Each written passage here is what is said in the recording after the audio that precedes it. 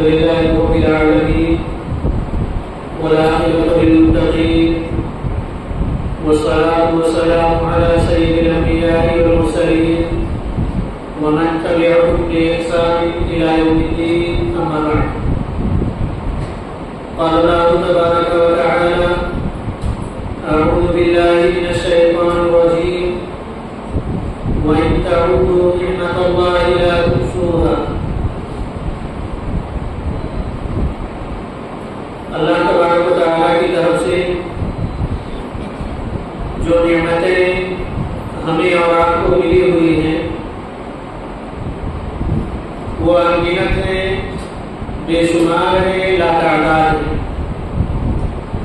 خود قرآن میں اللہ تبارک و تعالیٰ نے فرمایا وَإِن تَعُدُّوا نِعْمَةَ اللَّهِ لَا تُحْصُوهَا، اگر تم اللہ کی طرف سے ملی ہوئی نعمتوں کو گننا چاہو، شمار کرنا چاہو، تو تم ان نعمتوں کو گن نہیں سکتے، شمار نہیں کر سکتے۔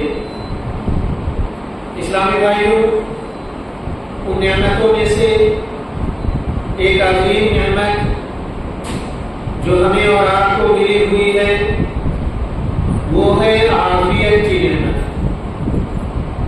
آج کے درس میں انشاءاللہ عافیت کی نعمت کے تعلق سے چند مختصر باتیں آپ کے سامنے بیان کی جائیں گی۔ اللہ تبارک و تعالیٰ کی طرف سے ہمیں اور آپ کو جو نعمتیں ملی ہوئی ہیں ان میں سر فہرست ایمان کے بعد اگر کوئی نعمت ہے تو وہ نعمت عافیت ہے۔ عافیت کا مطلب کیا ہے؟ عافیت کہتے ہیں کہ زندگی میں ہماری جان محفوظ رہے، ہمارا مال محفوظ رہے، ہماری عزت و آبرو محفوظ رہے، ہماری صحت و تندرستی محفوظ رہے، زندگی میں کبھی کوئی خطرہ نہ ہو، زندگی چین سے گزر رہی ہو، ہر سانس ہم اطمینان کے ماحول میں لے رہے ہوں، عافیت اس نعمت کو کہتے ہیں۔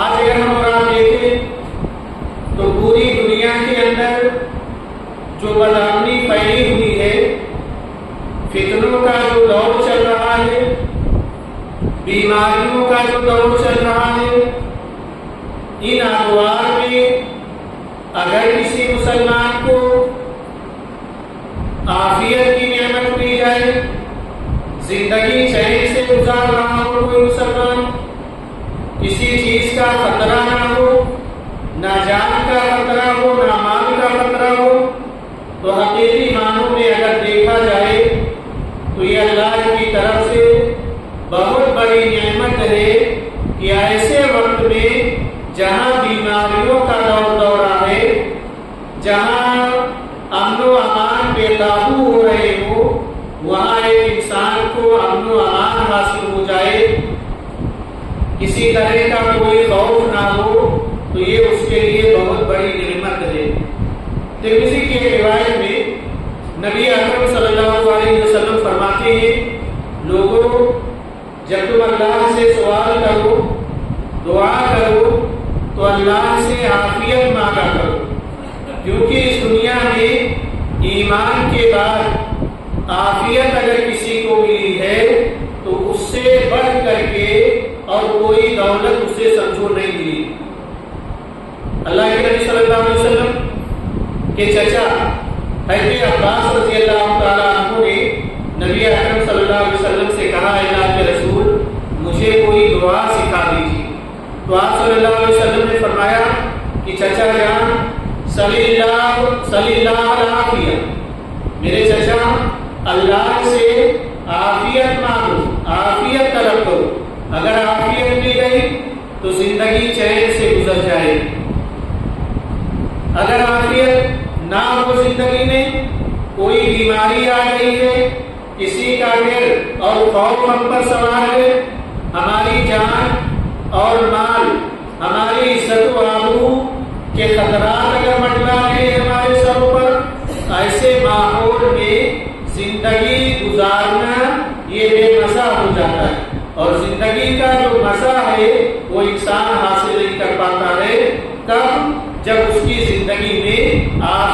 نہ ہو خطرات ہی خطرات ہو، بلکہ آپ دیکھیں گے بسا اوقات خطرات میں گھری ہوئی زندگی کسی عذاب سے کم نہیں ہوتی۔ اسی لیے یہ بات یاد رکھو، دنیا میں ایمان کے بعد سب سے بڑی دولت اگر کوئی ہے تو وہ عافیت کی دولت ہے۔ دولت دنیا آپ کو ملی ہو نہ ملی ہو، بنگلوں کی دولت آپ کے پاس ہو نہ ہو، عہدہ اور منصب کی دولت آپ کو ملی ہو یا نہ ملی ہو، اگر آپ کو زندگی میں عافیت کی نعمت ملی ہوئی ہے، آپ زندگی چین کے ساتھ گزار رہے ہیں، چین کے ساتھ آپ صبح و شام کر رہے ہیں، کوئی خوف آپ پر نہیں ہے، کوئی اندیشہ نہیں ہے، کوئی خطرہ نہیں ہے کسی چیز کا، تو سمجھو رب العزت نے آپ کو سب سے بڑی دولت سے نواز دیا ہے۔ آپ دولت نہ رکھ کر کے بھی دولت مند ہیں، آپ کے پاس مال نہ ہو کر کے بھی آپ مالدار اور امین ہیں، اگر آپ چین کی نیند آپ کو حاصل ہے، سکون اور اطمینان سے آپ سو پا رہے ہیں، کسی چیز کی گھبراہٹ نہیں ہے، عافیت ہی عافیت ہے، تو آپ سمجھیں کہ آپ سب سے بڑے دولت مند اور امیر ہیں۔ اسی لیے آپ کو چاہیے کہ آپ اللہ سے عافیت مانگتے ہیں۔ کتنے لوگ ایسے ہیں مال و دولت ہونے کے باوجود بھی، بنگلے اور کوٹھیاں ہونے کے باوجود بھی زندگی میں چین نہیں ہے، سکون نہیں ہے، جان کا خطرہ منڈلا رہا ہے، بیماریوں سے گھرا ہوا ہے، عافیت اسے حاصل نہیں ہے، تو ایسی زندگی مال ہوتے ہوئے بھی کسی عذاب سے کم نہیں ہے۔ آپ صلی اللہ علیہ وسلم فرماتے ہیں کہ بتاؤ شریعت کی نظر میں امیر کون آدمی ہے، دولت مند کون ہے، مالدار کون ہے؟ تو دیکھو جو شخص اپنے گھر میں صبح کرے امن کے ساتھ، امان کے ساتھ، کوئی خوف نہ ہو اس کو، کسی طرح کا کوئی خطرہ نہ ہو، اور دوسری چیز بدن میں صحت ہو، کوئی بیماری نہ ہو، اور تیسری چیز ایک وقت کا کھانا اس کے پاس موجود ہو، تو شریعت کہتی ہے اس شخص سے بڑا مالدار اور کوئی نہیں۔ تین چیزیں ہیں سب سے بڑا مالدار۔ پہلی چیز کیا ہے؟ صبح کرتا ہے گھر میں امن و امان کے ساتھ، چین اور سکون کے ساتھ، کوئی خطرہ اس کے اوپر نہیں ہے، اسے کسی چیز کا ڈر نہیں۔ دوسری چیز بدن میں صحت ہے، کوئی بیماری نہیں ہے، اور تیسری چیز اس کے گھر میں ایک وقت کا کھانا موجود ہے۔ تو آپ صلی اللہ علیہ وسلم فرماتے ہیں جس شخص کو یہ تین چیزیں مل گئی تو یہ وہ خوش نصیب انسان ہے کہ دنیا اپنے خزانوں سمیت اس کے گھر میں آ گئی، پوری دنیا کا وہ مالک ہو گیا، دولت مند آدمی بن گیا۔ اسی لیے شریعت نے ہمیں مختلف مقامات پر جو دعائیں سکھائی ہیں ان میں عافیت مانگنے کی دعا بھی سکھائی ہے۔ اللہ کے رسول صلی اللہ علیہ وسلم ہمیشہ اللہ سے دعا کرتے تھے، اللہم انی اسألک العافیہ فی الدنیا والآخرہ، اے اللہ میں تجھ سے دنیا میں بھی اور آخرت میں بھی عافیت کا سوال کرتا ہوں۔ عافیت کیا ہے؟ چین و سکون کی نیند ملنی چاہیے، کوئی ڈر کوئی خوف نہیں ہونا چاہیے، زندگی امن و امان کے ساتھ برقرار ہو، کوئی بیماری نہ آئے، یہ عافیت ہے، اور یہاں بھی سکون ہو وہاں بھی سکون ہو۔ اس کے لیے نبی صلی اللہ علیہ وسلم دعا کرتے تھے صبح و شام۔ ہمیں جو دعا کی تعلیم دی گئی ہے کہ ہم عافیت کا سوال کریں، تو نماز میں بھی عافیت کا سوال کرنے کی تعلیم دی گئی۔ دعائے قنوت آپ پڑھتے ہیں اس میں بھی عافیت کا سوال کیا گیا، اور ساتھ ہی ساتھ زندگی میں تو عافیت چاہیے، مرنے کے بعد قبر میں بھی عافیت چاہیے۔ آپ دیکھیں گے قبرستان آپ جاؤ تو مردوں کے لیے عافیت کی دعا کرتی، کون سی دعا ہے؟ قبرستان جاتے ہو کون سی دعا پڑھتے؟ اس سے پہلے یا اس کے بعد میں ایک اور دعا پڑھی جاتی ہے؟ کسی کو نہیں پتا؟ قبرستان جب ہم جاتے ہیں تو نبی اکرم صلی اللہ علیہ وسلم نے سکھایا ہے کہ مردوں کے لیے بھی عافیت کی دعا مانگو. جو مردے ہیں ان کے لیے عافیت کی دعا مانگو کہ اللہ تعالیٰ انہیں قبر میں عذاب سے محفوظ رکھے. اور وہ دعا کیا ہے؟ نسأل اللہ لنا ولکم العافیہ. کہ اللہ ہم تجھ سے اپنے لیے اور ہم سے پہلے جا چکے ان مردوں کے لیے عافیت کا سوال کرتے ہیں کہ اللہ تو انہیں قبر کے اندر محفوظ فرما اور ہمیں بھی زندگی میں امن و امان عطا فرما. اور اس کے ساتھ ہی ساتھ دعا کرتے ہیں السلام علی اہل الدیار من المؤمنین والمسلمین انتم سلفنا ونحن الآخر وإنا ان شاء اللہ بكم للاحقون نسأل اللہ لنا ولکم العافیہ. یہ ایک لمبی دعا ہے جو قبرستان میں مردوں کے لیے پڑھی جاتی ہے. یعنی انہیں ان پر سلامتی بھیجی جاتی ہے اور ان کے لیے عافیت کی دعا مانگی جاتی ہے. عافیت یہ دنیا کی ضرورت ہے, قبر کی ضرورت ہے اور آخرت کی بھی ضرورت ہے. اسی لیے کثرت سے ایک مسلمان کو اللہ تبارک و تعالیٰ سے عافیت طلب کرنا چاہیے, مانگنا چاہیے. ہمارے نبی صلی اللہ علیہ وسلم کی نظر جب کسی ایسے انسان پر پڑتی جو مصیبت زدہ ہوتا, بیماریوں میں گھرا ہوتا یا جس کی زندگی میں عافیت نہیں ہوتی, تو ہمارے نبی صلی اللہ علیہ وسلم اللہ کا شکر ادا کرتے. ان مریضوں کو دیکھ کر کے یا ان لوگوں کو دیکھ کر کے جن کی زندگیاں کشمکش میں ہوتی تھی, ڈر اور خوف میں گزرتی تھی, امن و امان کے بغیر جاتی تھی, تو آپ صلی اللہ علیہ وسلم اللہ کا شکر ادا کرتے اور فوراً یہ دعا پڑھتے الحمدللہ الذی عافانی مما ابتلاک بہ وفضلنی علی کثیر ممن خلق تفضیلا. تمام تعریفیں اس اللہ کے لیے جس نے مجھے اس مسئلے سے عافیت میں رکھا.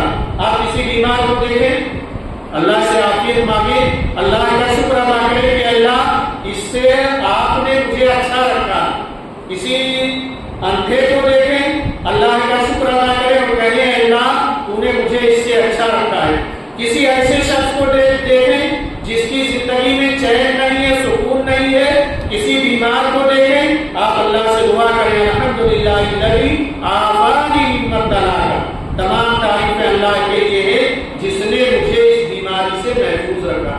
جس بھی بیماری کو آپ دیکھ رہے ہیں, شکر ہے اس رب کا جس نے عافیت کی دولت سے مالا مال کر کے اپنی تمام مخلوقات میں ہمیں سب سے زیادہ فضیلت والا بنایا, افضل بنایا. ہمارے نبی صلی اللہ علیہ وسلم ایک صحابی کے پاس گئے تو دیکھا صحت بالکل خراب ہو چکی, ایک دم لاغر ہو چکے, بیماری سے ایک دم دبلے پتلے ہو چکے, بڑے کمزور ہو گئے. ان کی یہ غیر معمولی بیماری دیکھ کر کے آپ صلی اللہ علیہ وسلم نے ان سے پوچھا اللہ کے بندے اللہ سے کوئی دعا کرتے تھے کیا؟ تو صحابی رسول نے کہا ہاں اللہ کے رسول صلی اللہ علیہ وسلم میں اللہ سے دعا کرتا, میں اللہ سے کہتا تھا کہ اے اللہ اگر تو مجھے آخرت میں عذاب دینے والا ہے تو مجھے آخرت میں وہ عذاب نہ دے کر کے دنیا میں ہی وہ عذاب دے دے, دنیا میں ہی وہ عذاب دے دے, بلکہ جیتے جی وہ عذاب مجھ پر مسلط کر دے, مجھے اس دنیا کے اندر عطا کر دے. نبی اکرم صلی اللہ علیہ وسلم نے کہا اللہ کے بندے تیری یہی دعا تیری اس بیماری کا سبب. جب تجھے مانگنا تھا اللہ سے, جب تجھے اللہ سے دعا ہی کرنی تھی, تو اللہ کے بندے یہ دعا تو نے کیوں نہ کی کہ اللہ مجھے آخرت میں بھی عذاب نہ دے اور دنیا میں بھی عذاب نہ دے, آخرت میں بھی معاف کر دے اور دنیا میں بھی مجھے معاف کر دے. تجھے یہ دعا کرنی چاہیے تھی. بہترین دعا نبی صلی اللہ علیہ وسلم نے بتائی. کون سی دعا؟ ربنا آتنا فی الدنیا حسنہ وفی الآخرۃ حسنہ وقنا عذاب النار.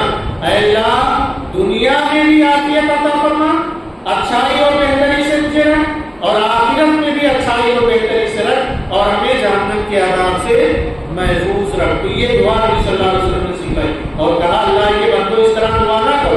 کہ اگر مجھے آخرت میں عذاب ملنے والا ہے تو عذاب مجھے دنیا میں ہی دے، بلکہ دونوں جگہ اللہ سے عافیت طلب کرو۔ تو دنیا میں عافیت کا سب سے بڑا مظہر ہماری صحت و تندرستی، امن و امان کے ساتھ ہم جی رہے ہیں۔ ذرا ان علاقوں میں جاؤ جو جنگ زدہ علاقے ہیں، جہاں روزانہ لڑائیاں چھڑی ہوئی ہوتی ہیں، جہاں کے لوگ تلواروں کے سائے میں اپنی نیندیں پوری کرتے ہیں، جہاں کے لوگ ڈر اور خوف میں سوتے ہیں کہ پتہ نہیں صبح زندگی ملے گی یا نہیں ملے گی، ان لوگوں کا تصور کرو اور اپنی زندگی کا ان سے موازنہ کرو تو آپ کو پتہ چلے گا رب کی کتنی بڑی نعمت عافیت ہمیں ملی۔ ذرا اسپتالوں کا چکر تو لگاؤ، قبرستان کو جا کر کے آؤ، اور پھر اپنے گریبان میں جھانک کر کے دیکھو کتنی مخلوقات ایسی ہیں جو عافیت کی نعمت سے محروم ہے، لیکن اللہ نے مجھے اور آپ کو ایسے کئی لوگوں پر کئی زیادہ فضیلت عطا فرمائی ہے، عافیت دے کر کے، ڈر اور خوف سے بچا کر کے، جنگ کے ماحول سے نکال کر کے، صحت و تندرستی دے کر کے ہمیں اللہ نے کتنی مخلوقات پر فضیلت عطا۔ ذرا چکر تو لگاؤ کبھی اسپتالوں پر جا کر کے آؤ تو صحیح، دیکھو کیسے کیسے لوگ کیسی بیماریوں میں مبتلا۔ ہمیں اللہ نے عافیت دی، اور عافیت کا سب سے بڑا مظہر ہماری صحت و تندرستی بھی ہے۔ یہ صحت، یہ طاقت، یہ سکون اور اطمینان کے ساتھ ہم اللہ کے گھر میں بیٹھے ہیں، لیکن کتنے ایسے لوگ ہیں جو اپنی بیماری کی وجہ سے طاقت نہیں پاتے کہ وہ اللہ کے گھر کی طرف آ سکے۔ ہمیں سوچنا چاہیے، غور کرنا چاہیے۔ غالب نے ایک شعر کہا تھا کہ تنگ دستی اگرچہ ہو غالب، تنگ دستی اگرچہ ہو غالب، تندرستی ہزار نعمت ہے۔ اگر عافیت ہے، تندرستی ہے، تو یہ اللہ تبارک و تعالیٰ کی طرف سے بہت بڑی نعمت ہے۔ اور اگر میں کہوں تو بلا مبالغہ انسانوں کی اکثریت آج بیمار ہے، انسانوں کی اکثریت بیمار۔ ایسے میں اگر کسی کو صحت ملی ہوئی ہے تو یہ بہت بڑی نعمت ہے، اور نبی صلی اللہ علیہ وسلم فرماتے ہیں نعمتان مغبون فیہما کثیر من الناس الصحت والفراغ۔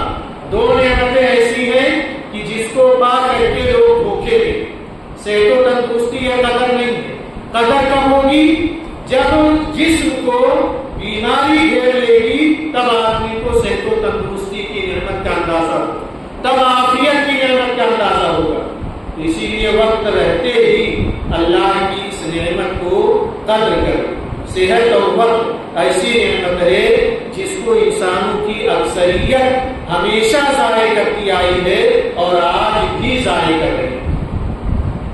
یہ عافیت کی نعمت جو اللہ تعالیٰ نے دے رکھی ہے، اس نعمت کی قدر کرو۔ اللہ سے دعا کرو کہ اللہ تبارک و تعالیٰ ہمیں اور آپ کو دنیا میں بھی، قبر میں بھی، آخرت میں بھی عافیت کی دولت سے مالا مال فرمائے۔